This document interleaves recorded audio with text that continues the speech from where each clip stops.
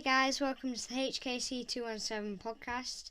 This is episode 8, sponsored by Gas Industries, who are our main Patreon, premium Patreon member. I got my words muddled up then. They'll be on my leathers and on my race helmet and on my gloves. Huge thanks to them. They put a lot of effort with helping me. Yeah, massive thanks to Richard over at GTI. You'll see the logo on Hudson's, as it says, his race levers and whatever not. Yeah. Gas Industries are providing plumbing, heating and gas services to the commercial, industrial, laundry, LPG, commercial/mobile and catering industries. Wow, that sounds like a proper advert. Yeah. Well, it is a proper advert. Yeah. Again, massive thanks to Gas Industries. You'll see the logo there. Head over to the Facebook page. If you just search for Gas Industries Limited, you'll be able to see his page over there. So massive thank you to Richard and the team. Right. Now that's out of the way, we shall head into... I need to stop turning, don't I? Yeah. Episode 8, which is covering...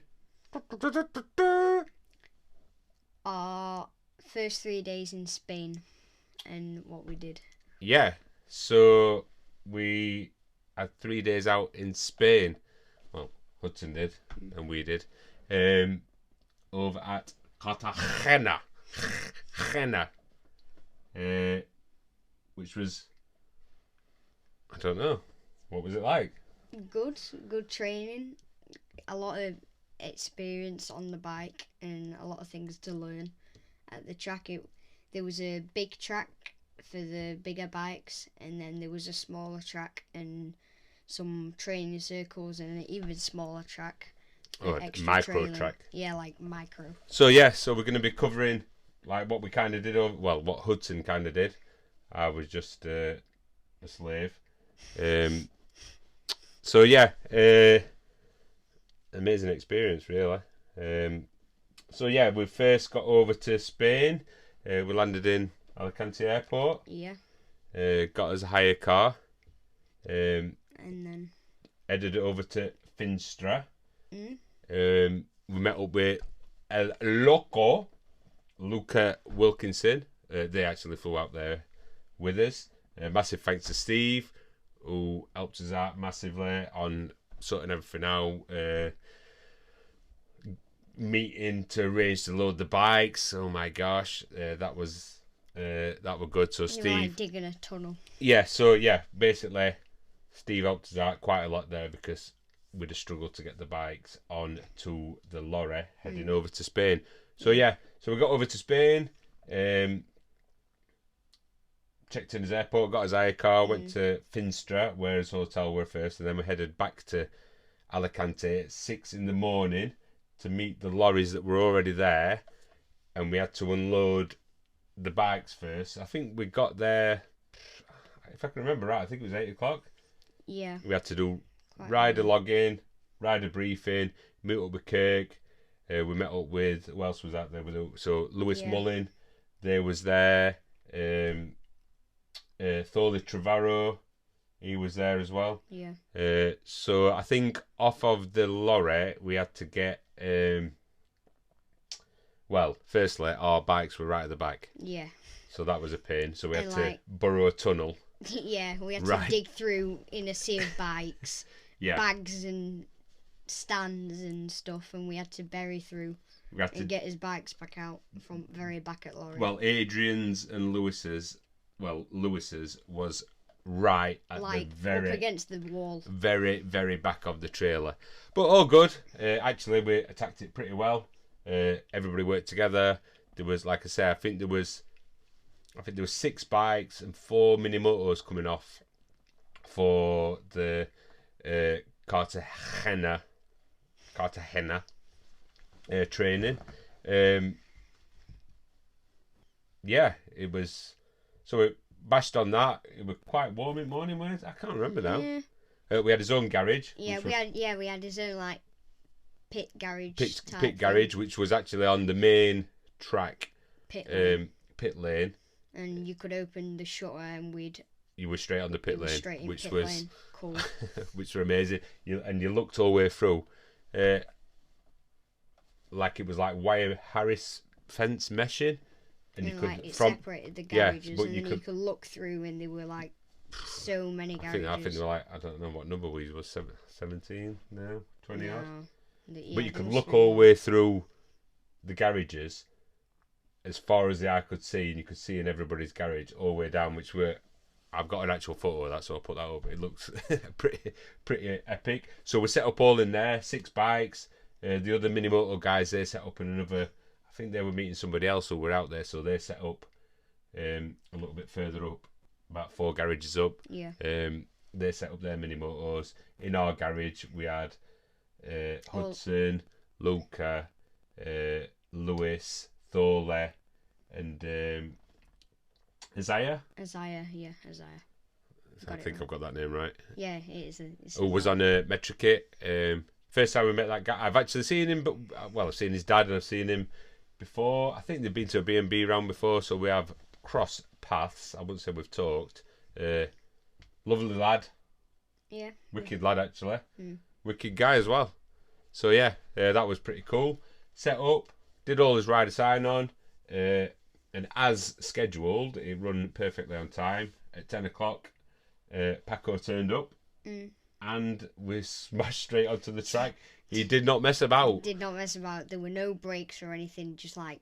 So basically, straight up, basically, as soon as he got up onto the track, I think he wanted to have a little look at everybody. So he set up some drills. I think he just, first off, span some... We'll just span some laps up. Some laps. Was it Pecco on the first day? Or was it that other guy? No, that was the main guy who is the main guy who runs a training camp, on the first day. Yeah. When he took me aside to do the training circles. Yeah. So, he was obviously, I think there was 3 guys, I think, in total. 2 that we seen mainly when we were out there. But he took them straight up there, smashing laps out, 10 o'clock, no brakes. No brakes. You had to designate your own brakes, which I thought were amazing. Good, because sometimes you go to a track day and they put a brake in. There was no sessions. Long. It was not 15 minutes on track, 15 minutes off track by any means. It was like 10 o'clock while 2 o'clock non-stop. Like, I'm sure. How many hours do you think we did? On that first day, you did 4. You did 10 o'clock while 2 o'clock, which was siesta time. And the only time that you come off track was to have a little drink in between. And the drink break was like a minute long. 1 minute, and you were already sorting out the next thing to do. So on the first day, you did. It were interesting as well, because over the 3 days, for me, you could see the progress on how much they struggled on some of the technical exercises, which was, I'll call them the roundabouts. Yeah. I don't know if they're called roundabouts. Circle apexes. Just circle apexes. Interesting little thing that we noticed when we come back, that from the drone shot, you could see they got smaller and then progressively bigger. So I stood on all these circles.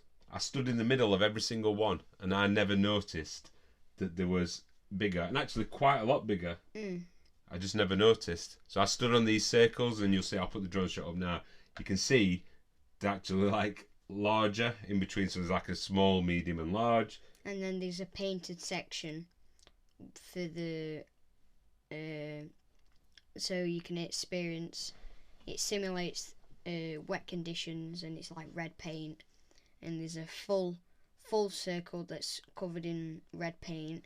Then there's half a circle that's covered in red paint, and then there's like a quarter of a circle. And I will admit, as we went out there, in my opinion, I think the only person that really got on with them on the first day were Lewis. Yeah. They were super tight. Like for Hudson, it looked like on the first day. I don't even know if I might put a video up now. Hudson, like he has stabilisers on. I don't think you could realise that you could turn that bike. No. You weren't enjoying it, but you persisted on it. He worked Weir massively, to help you out on that, encourage you, showed you it was possible. I think like for the first time you went on it, you didn't even get your knee down. No, I didn't. I don't think first day I did. Not round them circles. No, it were difficult. Not round that bit. circles. And then another interesting thing as well. So he did that. He took you to the circles. I think everybody went on that mini track. So another little photo that I'll put up, or you'll see. I don't know if I've got a photo or any drone shots of that. There's a track, and it must be. It might be 4 foot wide. Not even 4 foot. So all them on the first day, they're like, no way, you can't drive around that. No way, no way. And you just like have to like drag it round. Yeah. Like get like proper body position, just like drag it round. Yeah, on the first day, everybody went round that mini track. I think nearly everyone fell off. Everybody fell off. They either went wide, went into the tyres, crashed into other oncoming riders coming other way. Yeah. Stopped other riders, made other riders fall off because they were going around it too slow. It was difficult. It looked like, for me, when you looked at it, it looked like a kid's track at a theme park that was like 4 foot, 5 foot wide, that you'd expect a little electric vehicle going round. Absolutely nuts. Apexes and everything on there, a painted section as well. Paint blue section. And again, proper slippy. I think there was only Lewis who kind of got on well with it. Everybody else, Thorley, everybody fell off that day. And again, it was interesting to see everybody going on that, and then to see how you were at the end of the 3 days. At the end of the 3 days, when we were dragging, like you could go at the start of when we did that small track, you couldn't go round a lap without putting your foot on the floor. Foot on the floor, falling off, crashing into tyres, or like making somebody else fall off, going wide. And he said, if you can stop on that track, use all the track, and just go onto apexes. They were mental. Just cut. Looked very difficult. Looked very difficult. And again, they all said it were impossible. And then at the end, and then you look at the end of the weekend, and we can go round there. Well, without putting your feet down and dragging it right back. I'll put on some clips of that, obviously, on so we're on about the first day. So, yeah, I think it was engaging where you were. Maybe to show you where you're going to progress as well. I don't know if that were part of his plan, to show you how you were on your first day. And then you go back to that you work on all that stuff over the 3 days, and then you think, well, I couldn't do that on day 1, and now I can do that on day 3. I don't know, but it definitely, for you, as we'll show in the videos, it improved body positioning. It changed a lot of things in your style of riding there, where you were like, oh right, you could do that. It was low speed. If you did fall off, which you had a few falls, you had a few falls on circle. You had a few. I don't think you had any falls on main track, did you? No. The main track was quite tight. It was like. I would say it was. I guess if you were to equivalent it somewhere, what would you say? It's probably as wide as Fat Cat's. Maybe a car and a half wide. It's not that wide, was it? Yeah, it was. It was tight. It went back on itself. It went back on itself. Tight corners, probably 6 or 7 different types of corners. You could drive it backwards. You did it in reverse. There were another painted section out there. Going back to the painted section. Yeah, they were like the main track of it, and then there were like a middle track that connected to the big track. It were painted. So the painted thing, Hudson touched on a little bit, is that it was literally a painted section, which is obviously a change of grip. Out in Spain, allegedly they don't have a lot of rain. When we went, they did. There was a bit of rain when we went, but yeah, on these painted sections, it replicates, loss of grip basically. So on them sections, as you ride in from tarmac onto that, I presume it's to simulate wet conditions a little bit. You said to me you could definitely feel it wet on the main track when you went from the main tarmac to the blue. So there was one. I don't think it was a tight corner, it was just a long sweeping corner, but it was all blue, painted. Everybody were really tentative around there because of the grip that had lost. So, again, obviously in Spain, they do it. It was a massive eye-opener to all us, what we've seen out there. But yeah, that first day, I think it went really well. It was a shock. even to Hudson, who's considerably fit and got good stamina, he did not stop. I'm not even exaggerating here. From 10 o'clock till 2 o'clock. So we know why they have siesta. So from 10 o'clock till 2 o'clock, it was non-stop. Non-stop. Then they had a 2-hour break where you're thinking, oh man, that's a lot of time off that. But you kind of needed that. Yeah. You needed that. They did amazing food there. Yeah, they had what did you have? Spaghetti bolognese 3 days in a row. From like a little. It was like a food hut. Food hut and a gazebo. She's come and took orders for everybody, asking what time you were having a break for, what pit paddock were you in, what pit garage was you in. So she come and ask that. You could book it in. They come and bring it. It was amazing, actually. Really good. I didn't think it was going to be very good at the track.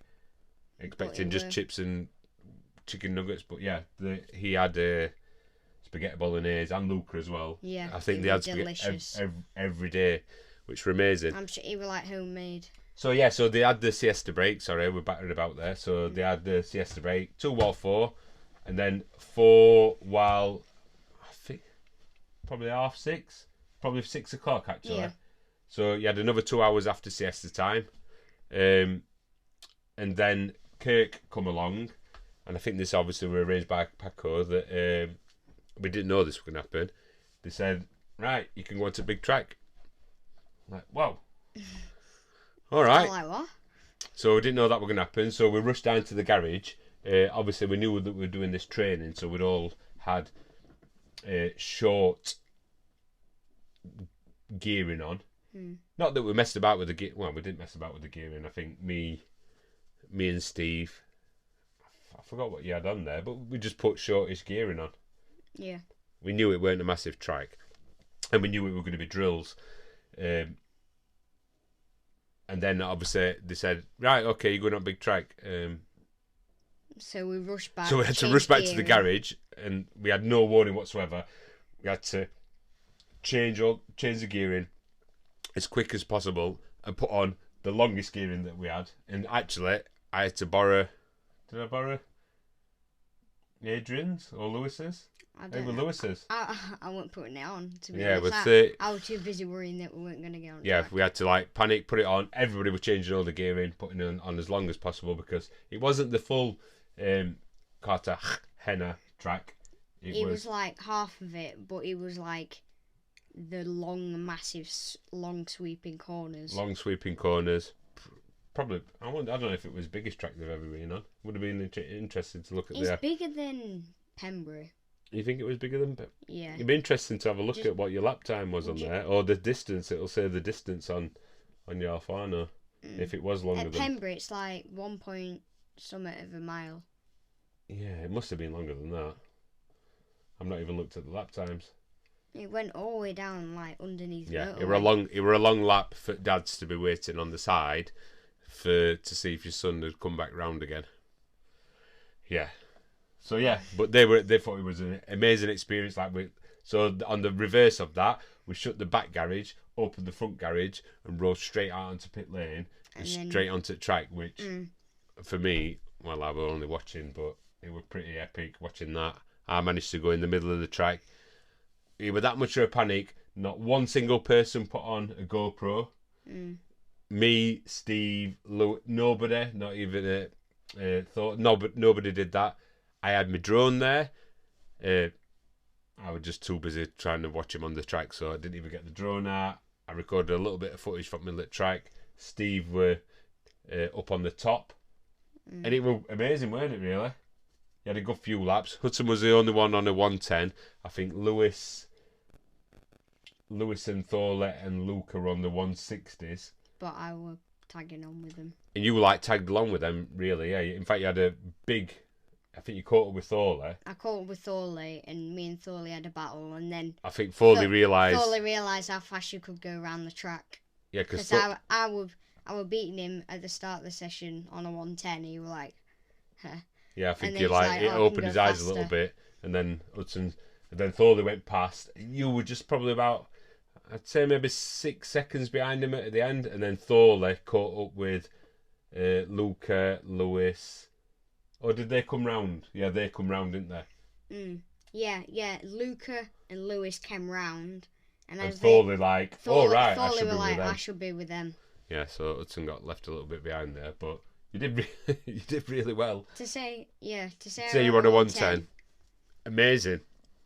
Absolutely mind-blowing. So we rolled in there, and that was end of day one, which were pretty cool. Yeah, and then we went back to a hotel that we booked in Cartagena, with Steve.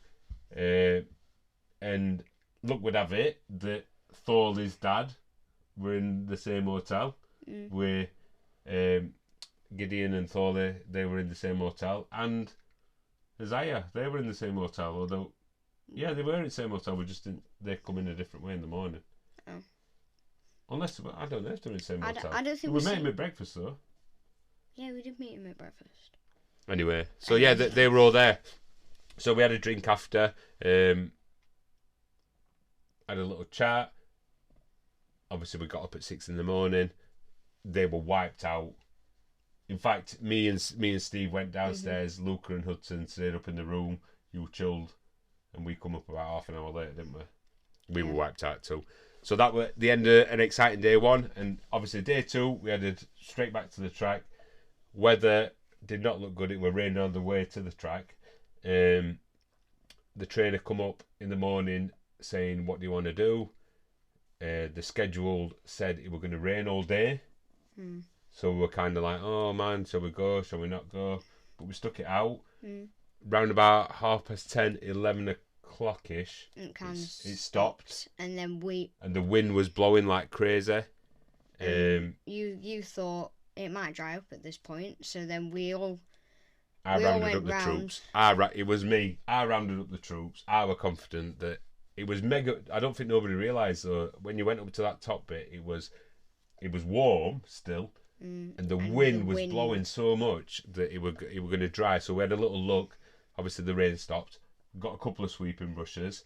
I was like, let's get it sweeps off. Sent you out, you and Lewis and Thorley. Me and Isaiah went in every single garage, walked in and asked if they had a sweeping brush. In fact, you got a squeegee, didn't you? And I found a squeegee, and it just like soaked it all up. Oh, it were amazing. It were amazing. So all the kids and everybody then, we all chipped in, sweeped off what we could. You could see that it was drying then. So by about 12 o'clock, it might have been before then. I don't know what time. I'll have to look at the photos. But it dried up. In fact, we was lucky because we had ours. So me and Steve were confident that we'd be able to go on the track up there. So like that's kind of mine and Steve's motivation, pretty much, to do it anyway. But it did dry up. It did dry up. And you guys went on a little bit earlier before it fully dried. We were like guinea pigs, and then. But him and Luca went on, and we didn't have no trainer there, but we just copied what we did the day before. So yeah, we went up there. We talked to him. He was like, "Do you want me to come back and whatever not?" And it were meant to be raining back in the afternoon, which it did. But we went up there. I think he had like another 3 hours or 2.5 hours on track, basically replicating all drills that we'd done on the first day. Which it wasn't rocket science when you're seeing what they did. And actually, Hudson, Luca, probably Thorley, definitely Hudson and Luca, you benefited massively from not having the pressure of the trainer there. I'm not saying that he was pressuring. I'm not saying he was pressuring, but we could stand out on these circles, and actually Hudson and Luca and Isaiah, you got extended goes on that because you basically did laps and laps around it as long as you wanted to do it, where other ones were going on big track. We just had the all training area to ourselves. Yeah, we just had the full light facility. Yeah, so that was a massive, for you, massive benefit because you smashed it round on them circles. And I mastered drilled them drilled it, and I think that as much as I think you needed that day like that, I'm not saying it was me. Steve were helping as well. We did some hot laps with Steve, which we'll show you some videos there that were good. Where you versus Luca, which is replicating what Paco did on the first day. Again, one stop, replicating starts, replicating stalls on the grid. That's what Steve put in, which were really good. Luca nearly wiped me out with camera as I stood in the middle of the track where there were. I'll put that video up as well. So I'm stood in the middle of the track. Luca's aiming Isaiah, for my dad. Hudson, Luca's there. Luca comes to overtake Isaiah, and I have to swerve out of the way. I'm not kidding. I had to do a roll. So yeah, that was pretty cool. Yeah. Needed that. Positive day. Considered that it was meant to be raining non-stop. We didn't have to pay for that day, I don't believe, as well. So, but it was like we had all the training grounds to ourselves. Yeah. And it weren't a day wasted. 2 or 3 hours on track, smashing the drills that we'd seen. And I think we were impressed when we met up again on day 3. That how much they changed again, because the days, the improvement were. Some of the videos are the slow-mos on when they're going past and you can see the body position, which you'll have seen these on the other videos, the Hudson's one. Like, there's Hudson, Isaiah, Luca and Lewis slow-moing past. That is on that second day. Some of them videos, where we were allowed where we're just spinning up laps on the circles. And they're messing around, trying to get their elbow down.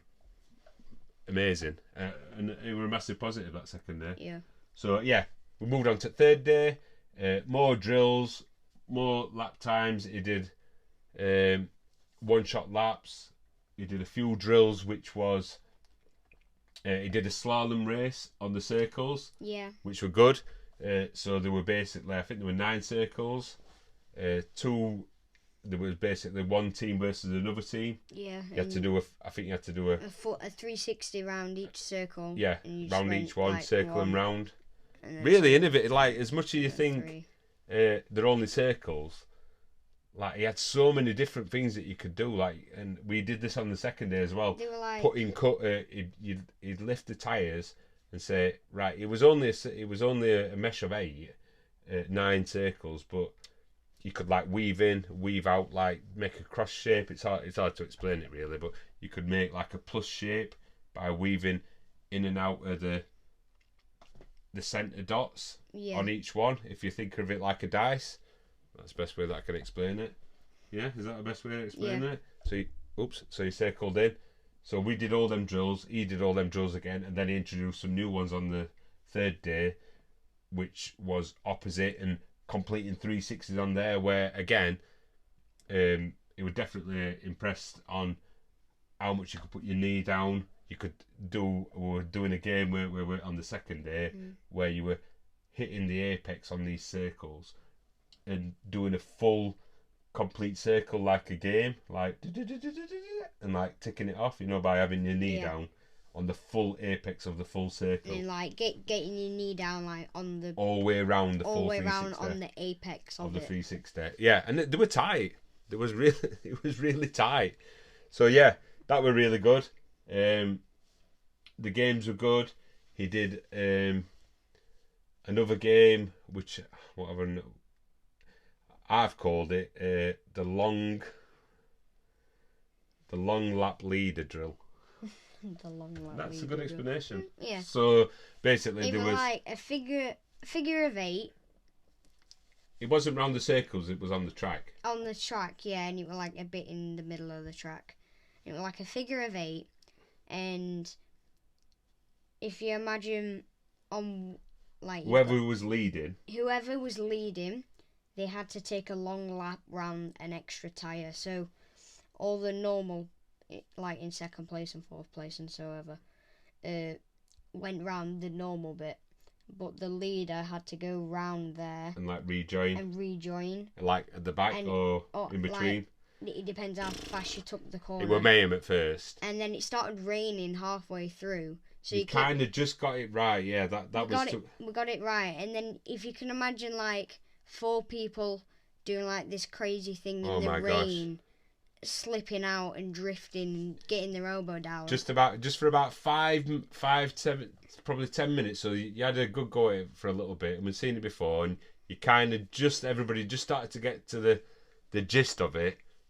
And then it started spinning. I've not even got no footage of it because we were just watching it. It was mental. scary. It were. I wouldn't say it was scary to watch. You were a bit hesitant to join in. Like obviously, there were like Lewis and whatever not. And it was a little tight track, but you did have a go at it.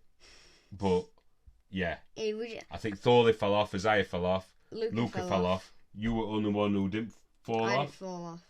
But it was a good drill. Good like following the lines. Good following drill. They were so close. You might have seen some videos on. Like the tyres were like that between each other. And you'll have seen some videos. If you look online, you'll have seen some other people doing this exact drill. It was mayhem. And I need somebody to actually send me the videos of that because I've not even got no videos. I don't know if Gideon recorded it. Steve's not got any because he sent me all this footage. Maybe Isaiah's dad's got it. Don't know. Send it me if you've got it because I'll put it on this video now. But yeah, and that kinda were a wrap because it rained. We didn't know if it were going to stop raining. It was siesta time then, so it was 2 or 4. And we made a call. We looked at the weather. They said there was no chance of going back on the big track. Yeah. And at that point, when Pecco actually called stop because the rain was getting too bad and too many. Yeah, we just knew it were done then. It weren't particularly hot that day, I don't think, on that third day. Thorley came off like a lap before. Well, he didn't fall off. He came into pits and he was like, it's too slippy. And then the lap after, Pecco said, no, it's raining That's too it, much. we're done. So that concluded that, but what an amazing experience. Really good. Yeah. And yeah, it were a shame. I wouldn't say it were a shame it ended like that. It were just... It is what it is. We didn't have the bestest of weather out there, but I definitely think we took advantage of what we did have, or what you did have. I mean, like to go on the main track and to train like that. I think that stood you in massive. Like it changed your. Like I said, you can see on these videos, the riding styles change. We've been joking since when we've got back, like saying. It's like Hudson, like Mark 5 now. Well, me and Steve have been saying it's a new version of Hudson's riding. So yeah, really good. Good experience. Excited. Yeah. Good experience on a big track. Lots of track time. Lots of track time. So yeah, that pretty much concludes it there. So then we loaded back up the lorry. Yeah. Packed it all back in. Had to get all metro kits back in. Can you remember all that? Yeah. And we didn't think we were going to be able to. We loaded the bikes a little bit different from when we unloaded it because it was going to be a massive pain to get all the bikes to the back again. So we moved all the boxes to the back. We had faith on what we were doing. Adrian loaded it back up, closed the doors, and off we travelled on his next part of his little adventure, which will conclude. Well, we'll put on next week's episode. Mm-hmm. So yeah, that was Cartagena. Yeah, the first with Lewis Mullen, Hudson Cooper, Luca Wilkinson and Isaiah Divine. Wow. I pulled that one from nowhere. Isaiah Divine and Thorley Trevero. Raul. So yeah, that concluded that. So yeah, that were a pretty amazing experience. So that's that. Yeah. Pretty much concludes it all. Yeah. Yeah. I think we've touched everything there. We've not missed anything, have we? So yeah, we'll move on from there. So that's the end of that bit. So we'll move on here to actually talking about the MotoGP Fantasy League. Wow. So that were a little idea that I had while we're in Spain. I don't know if I did it just before I went out to Spain. Yeah. Put it out on Twitter, put it out on Facebook, put it out on Instagram. Maybe thought there might be, 5 people joining, 6 people joining. But no. But we have 54 people joining. So from all over the world. So basically, I put out a post. Somebody, one of Hudson's sponsors, which is the So Playing Card Company, they said that they would provide like a £20 gift voucher for a website. I forgot what the website is now, but yeah, it's a card playing website. And they kindly donated that. RW Paintworks, which is a new one of Hudson's sponsors, they've thrown in some stuff. We don't know what we've got yet. Yeah. We don't even know if we're just going to do first, second, or third place. What I didn't expect is how many people have joined. So 54 people have joined, and it's not just people that we know; it's people from around the world. So somebody's going to have to pay some postage costs. So we're 2 rounds in. You can still join if you want to join. It's free to join. It's just for fun. You might win something. So we're going to read out the top 10. Yeah, top 10. Yeah. Top 10 riders. So in first place from Portugal is F Nuno 34 with 181 points. Actually, quite far in lead there. In second place is Kids Are Mean. Kids Are Mean, yeah. From America, from the US of A. 167.5 points. In third place is Ear Team. Ear Team, yeah. From Portugal, 167 points. In fourth place, unbelievably, is S20 Racing, which is Hudson's uncle Dan Grice, who also is a sponsor as well. Yeah. From S20 Doors and Floors.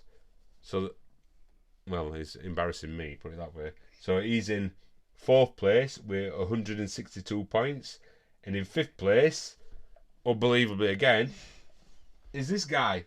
So I've not helped him. Clearly not, because look at where my team is.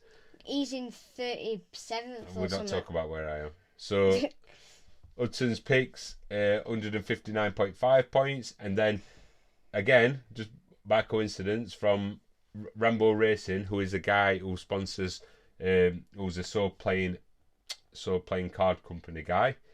He's Rambo Racing. He's in sixth place with 158 points. In seventh place is Team DJ. JD. From England, 157.5 points. I'll put this graphic up, obviously, by the way. In eighth place is Gas Abyss from India or Indonesia. I think it's Indonesia. Indonesia, that I think. Yeah. 155 points. And Grozu from Poland, 153 points. And then Promizia Racing from Italy on 147 points, which is, well, that's just amazing in itself. That just to reel off some of the countries where some of these places are from. This is just blown my mind. Let's have a look where some other people are. So just to tell you where some of these people, obviously we've done the top 10 there. So SH team from Spain. There's a single team from Turkey. There's Brand Isks from ZAF. Where's that? Is that Zimbabwe? Yeah, ZAF. What's the F for? No idea. ZAF. Put a comment if you know where that's from, because I don't know where it's from. Portugal, Austria, Australia, Estonia. KRBN from Estonia. Another guy from the USA. Austria. Italy, Spain, India, Hong Kong, Portugal, France, Thailand, Bardik from Canada, another one two more from Indonesia, one from Spain, and in fourth and the last place is from England. Now where am I? Let's have a little look. You're 30 something. Look, no, I've just seen you. 34th. What an embarrassment. 54 points from 2 rounds. Oh my 54. God. I'm on 100 and... Is that right? 54? Oh, it's not 54. No, sorry. What is it? I'm on El Loco Racing. That's Luca. He's on 125. I don't know if Steve's on there as well. It might be. I don't know. Where's Steve's? I don't know if Steve's on there. RW Paint Works. Oh, they've done one as well. 118 points. Yeah, 136. Anyway, I'm doing terrible. 119.5 points I'm on. So yeah, links there to join. It's totally free to join. You can join after as well. Don't really matter. Don't really matter. It's just for fun. Just for fun. And it's fun just choosing and swapping and changing. It's like being a team manager. So yeah, so that concludes that. That's the MotoGP Fantasy League. Yeah. So that's pretty much going to wrap up this episode. Yeah. Yeah. So don't forget you can listen to this podcast on Spotify, iTunes, and all podcast services.